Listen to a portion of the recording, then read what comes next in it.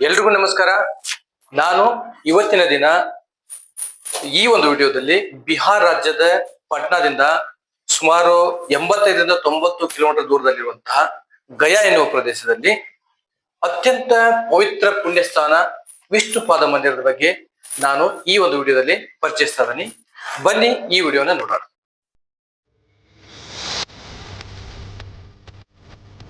ಸ್ನೇಹಿತರೆ, ಇದು ದೇವಸ್ಥಾನದ ಮುಂದುಗಡೆ ಇರುವಂತಹ ಒಂದು ರಸ್ತೆ ಅಂತ ಹೇಳ್ಬೋದು.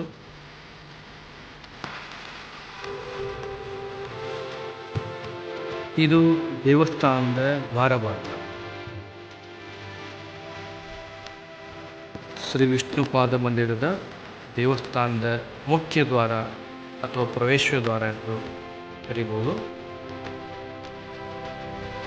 ಈ ಮಂದಿರದ ಮುಂಭಾಗದಲ್ಲಿ ಒಂದು ವಿಶಾಲವಾದಂತಹ ಆವರಣ ಕಾಣುತ್ತದೆ. ಈ ಆವರಣದಲ್ಲಿ ಪೂಜಾ ಸಾಮಗ್ರಿಗಳಾದಂತಹ ಸಿಂಧೂರ ಹಾಗೂ ಇತರೆ ಸಿಹಿ ಪದಾರ್ಥಗಳು ದೊರೆಯುತ್ತವೆ.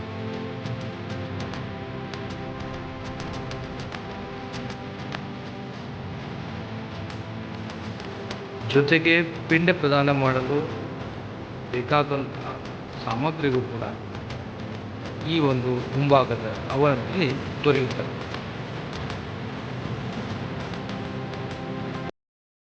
ಬಂಧುಗಳೇ, ಈ ವಿಷ್ಣುಪಾದ ಮಂದಿರ ಫಲ್ಗು ನದಿಯ ತೀರದಲ್ಲಿ ಅತ್ಯಂತ ಪ್ರಸಿದ್ಧ ಪುಣ್ಯಕ್ಷೇತ್ರವಾಗಿ ನಮಗೆ ದರ್ಶನವಾಗುತ್ತದೆ. ಸನಾತನದ ಹಿಂದೂ ಸಂಸ್ಕೃತಿಯಲ್ಲಿ ಮೃತವಾದಂತಹ ವ್ಯಕ್ತಿಗಳಿಗೆ ಶ್ರಾದ್ದವನ್ನ ನಡೆಸಲಾಗುತ್ತದೆ. ಅಂದ್ರೆ ಸಾಮಾನ್ಯವಾಗಿ ಪಿಂಡದಾನ ಮಾಡುವುದು, ಒಂದು ಮೃತ ವ್ಯಕ್ತಿಯ ಸದ್ಗತಿಗಾಗಿ ಈ ಕಾರ್ಯವನ್ನ ನಡೆಸಲಾಗುತ್ತದೆ. ಈ ಪಿಂಡ ಪ್ರದಾನ ಕಾರ್ಯವನ್ನ ಮಾಡುವುದರಿಂದ ಮೃತ ವ್ಯಕ್ತಿಗಳಿಗೆ ಸ್ವರ್ಗ ಪ್ರಾಪ್ತಿಯಾಗುತ್ತದೆ ಎಂದು ವಾಯು ಪುರಾಣ, ಗರುಡ ಪುರಾಣದಲ್ಲಿ ಈ ಗಯಾ ಕ್ಷೇತ್ರದ ಬಗ್ಗೆ ಉಲ್ಲೇಖಗಳಿವೆ. ಗಯಾದಲ್ಲಿ ವಿಷ್ಣುಪಾದ ಮಂದಿರದ ಇತಿಹಾಸದ ಬಗ್ಗೆ ನಾವು ಗಮನಿಸಿದಾಗ, ಗಯಾಸುರ ಎಂಬ ರಾಕ್ಷಸ ಮಹಾವಿಷ್ಣುವಿನ ಪರಮ ಭಕ್ತ. ಈತನು ಕೋಲಾಹಲ ಎನ್ನುವಂತಹ ಎಂಬ ಒಂದು ಮಹಾಪರ್ವತದಲ್ಲಿ ಮಹಾ ತಪಸ್ಸನ್ನು ಮಾಡಿ ಬ್ರಹ್ಮದೇವನಿಂದ 2 ವರಗಳನ್ನ ಪಡೆದಿರುತ್ತಾನೆ. ಅಂದ್ರೆ ಆ ವರಗಳು ಏನಂತಂದ್ರೆ, ತಾನೂ ಸಹ ದೇವತೆಗಳಂತೆ 3 ಲೋಕಗಳಲ್ಲಿ ಮಹಾ ಪವಿತ್ರನಾಗಿರಬೇಕು, ಹಾಗೂ ತನ್ನನ್ನು ಸ್ಪರ್ಶ ಮಾಡಿದಂತಹ ಜೀವಿಗಳು ಮುಕ್ತಿಯನ್ನು ಪಡೆಯಲು ಯೋಗ್ಯವಾಗಿರಬೇಕೆಂದು ಈ ಎರಡು ವರಗಳನ್ನ ಪಡೆದಿರುತ್ತಾನೆ.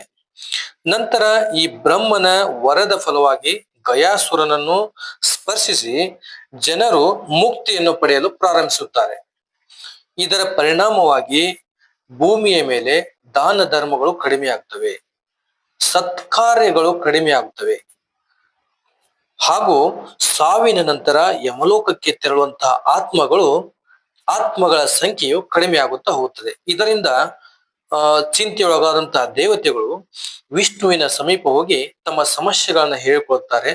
ಮಹಾವಿಷ್ಣುವಿನು ದೇವಾನುದೇವತೆಗಳಿಗೆ ಒಂದು ಉಪಾಯವನ್ನ ಹೇಳಿಕೊಡುತ್ತಾನೆ. ನೀವು ಗಯಾಸುರನ ಹತ್ತಿರ ಹೋಗಿ ಆತನ ಶರೀರವನ್ನ ಲೋಕ ಕಲ್ಯಾಣಾರ್ಥವಾಗಿ ನೆರವೇರಿಸಲಾಗುವ ಒಂದು ಯಜ್ಞಕ್ಕಾಗಿ ನೀಡಬೇಕೆಂದು ಕೇಳಿಕೊಳ್ಳಿರಿ ಎಂದು ಭಗವಾನ್ ವಿಷ್ಣುವನು ಹೇಳುತ್ತಾನೆ. ಭಗವಾನ್ ವಿಷ್ಣುವಿನ ಉಪಾಯದಂತೆ ದೇವಾನುದೇವತೆಗಳು ಗಯಾಸುರನ ಬಳಿ ಬಂದು, ಇಡೀ ಪ್ರಪಂಚದಲ್ಲಿ ಗಯಾಸುರನ ಶರೀರದಷ್ಟು ಪವಿತ್ರವಾದಂತಹ ಸ್ಥಳ ಇನ್ನೊಂದು ಇಲ್ಲ ಎಂದು ದೇವಾನುದೇವತೆಗಳು ಒಂದು ಗಯಾಸುರನ ಶರೀರವನ್ನ ಯಜ್ಞ ಮಾಡಲು ಕೊಡಬೇಕೆಂದು ಕೇಳಿಕೊಳ್ಳುತ್ತಾರೆ. ಇದಕ್ಕೆ ಗಯಾಸುರನು ಸಮ್ಮತಿಸುತ್ತಾನೆ. ನಂತರ ಆ ಗಯಾಸುರನ ಶರೀರದ ಮೇಲೆ ಯಜ್ಞವನ್ನು ಮಾಡಲು ದೇವಾನುದೇವತೆಗಳು ಪ್ರಾರಂಭಿಸುತ್ತಾರೆ. ಈ ಯಜ್ಞವನ್ನು ಮಾಡಲಿಕ್ಕೆ ಸುಮಾರು ವಿಶೇಷ ಬ್ರಾಹ್ಮಣರನ್ನ ನೇಮಿಸಲಾಗುತ್ತದೆ. ಈ ಯಜ್ಞವನ್ನ ಪ್ರಾರಂಭಿಸಿದಾಗ ಈ ಯಜ್ಞದ ಜಳಕ್ಕೆ ಅಂದ್ರೆ ಉಷ್ಣತೆ ಅಧಿಕವಾದಾಗ ಗಯಾಸುರನ ಶರೀರ ಕಂಪಿಸತೊಡಗುತ್ತದೆ. ಆಗ ಯಮಧರ್ಮರಾಯನು ವಿಶೇಷವಾದಂತಹ ಒಂದು ಧರ್ಮಶಿಲೆಯೊಂದನ್ನು ತಂದು ಗಯಾಸುರನ ಶರೀರದ ಮೇಲೆ ಇಡುತ್ತಾನೆ. ಆದರೂ ಗಯಾಸುರನ ಶರೀರದ ಕಂಪನ ನಿಲ್ಲುವುದಿಲ್ಲ. ಆ ಸಮಯದಲ್ಲಿ ದೇವಾನುದೇವತೆಗಳು ಈ ಒಂದು ಅವಸ್ಥೆಯನ್ನು ನೋಡಿದಂತಹ ಭಗವಾನ್ ವಿಷ್ಣುವನು ತಾನೇ ಗದಾಧಾರೆಯಾಗಿ ಆ ಧರ್ಮಶಿಲೆಯ ಮೇಲೆ ಪ್ರಕಟಗೊಳ್ಳುತ್ತಾನೆ. ಆಗ ಗಯಾಸುರನ ಕಂಪನ ನಿಲ್ಲುತ್ತದೆ. ಮಹಾವಿಷ್ಣುವಿನ ದರ್ಶನದಿಂದ ಕೃತಾರ್ಥನಾದ ಗಯಾಸುರನು ಮಹಾವಿಷ್ಣುವನ್ನು ಕುರಿತು ತನ್ನ ಶರೀರದ ಮೇಲೆ ಯಾವಾಗಲೂ ವಿರಾಜಿಸುತ್ತಿರಬೇಕು, ತನ್ನನ್ನು ಯಾವತ್ತೂ ಪವಿತ್ರವಾಗಿಸಿರಬೇಕೆಂದು, ತನ್ನನ್ನ ಶರೀರದ ಮೇಲೆ ಎಲ್ಲ ದೇವಾನುದೇವತೆಗಳು ವಾಸವಾಗಿರ್ಬೇಕೆಂದು ಕೇಳಿಕೊಳ್ಳುತ್ತಾನೆ.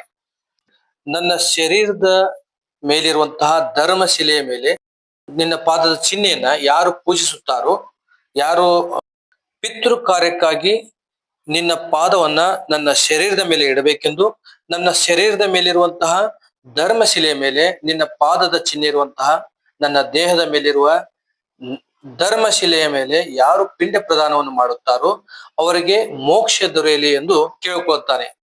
ಅಂದಿನಿಂದ ಇಂದಿನವರೆಗೂ ಆ ಭಗವಂತನು ಗದಾಧಾರನ ರೂಪದಲ್ಲಿ ಗಯಾ ಕ್ಷೇತ್ರದಲ್ಲಿ ನೆಲೆಸಿದ್ದು, ಈ ಸ್ಥಳವು ವಿಷ್ಣುಪಾದ ಎಂದು ಪ್ರಸಿದ್ಧಿಯಾಗಿದೆ. ಗಯಾ ಎಂಬ ಪ್ರದೇಶವು ಗಯಾಸುರನ ದೇಹವೇ ಆಗಿರುತ್ತದೆ. ಇಲ್ಲಿರುವಂತಹ ಫಲ್ಗು ನದಿಯ ತೀರದಲ್ಲಿ ಒಂದು ಕಪ್ಪು ಬಂಡೆಯ ಮೇಲೆ ಮಹಾವಿಷ್ಣು ಭಗವಾನನ ಪಾದದ ಗುರುತಿರುತ್ತದೆ. ಇಲ್ಲಿ ದಿನನಿತ್ಯವೂ ಪಿತೃ ಕಾರ್ಯ ಜರುಗುತ್ತದೆ. ಪ್ರತಿದಿನ ದೇಶದ ಮೂಲೆ ಮೂಲೆಗಳಿಂದ ಭಕ್ತರು ಬಂದು ಪಿಂಡ ಪ್ರದಾನ ಕಾರ್ಯವನ್ನು ನಡೆಸುತ್ತಾರೆ, ದೇವರ ದರ್ಶನವನ್ನು ಮಾಡುತ್ತಾರೆ. ಈ ಒಂದು ಪಾದದ ಮೇಲೆ ಯಾವತ್ತು ಪಿಂಡ ಪ್ರದಾನವನ್ನು ಮಾಡುವುದಿಲ್ಲವೋ ಅಂದಿನ ದಿನ ಗಯಾಸುರನು ಎದ್ದು ಬರುತ್ತಾನೆ ಎಂಬ ನಂಬಿಕೆಯೂ ಇದೆ. ಈ ವಿಷ್ಣು ಪಾದ ಮಂದಿರದ ದರ್ಶನಕ್ಕಾಗಿ ದೇಶದ ವಿವಿಧ ಮೂಲೆಗಳಿಂದ ಭಕ್ತಾದಿಗಳು ಬರುತ್ತಾರೆ. ನಾನು ಈ ವಿಡಿಯೋ ಮೂಲಕ ಈ ವಿಷ್ಣು ಪಾದ ಮಂದಿರದ ಒಂದು ದರ್ಶನವನ್ನ ಮಾಡಿಕೊಟ್ಟಿದ್ದೇನೆ. ತಮಗೆಲ್ರಿಗೂ ಈ ಭಗವಂತನ ಕೃಪೆ ಸದಾ ನಮ್ಮ ಮೇಲೆ ಇರಲೆಂದು ಕೇಳಿಕೊಳ್ಳುತ್ತಾ ಈ ವಿಡಿಯೋವನ್ನ ಮುಗಿಸುತ್ತೇನೆ. ಈ ವಿಡಿಯೋ ನಿಮಗೆ ಇಷ್ಟವಾಗಿದ್ದಲ್ಲಿ ಲೈಕ್ ಮಾಡಿ, ಶೇರ್ ಮಾಡಿ, ಸಬ್ಸ್ಕ್ರೈಬ್ ಆಗಿ. Thank you.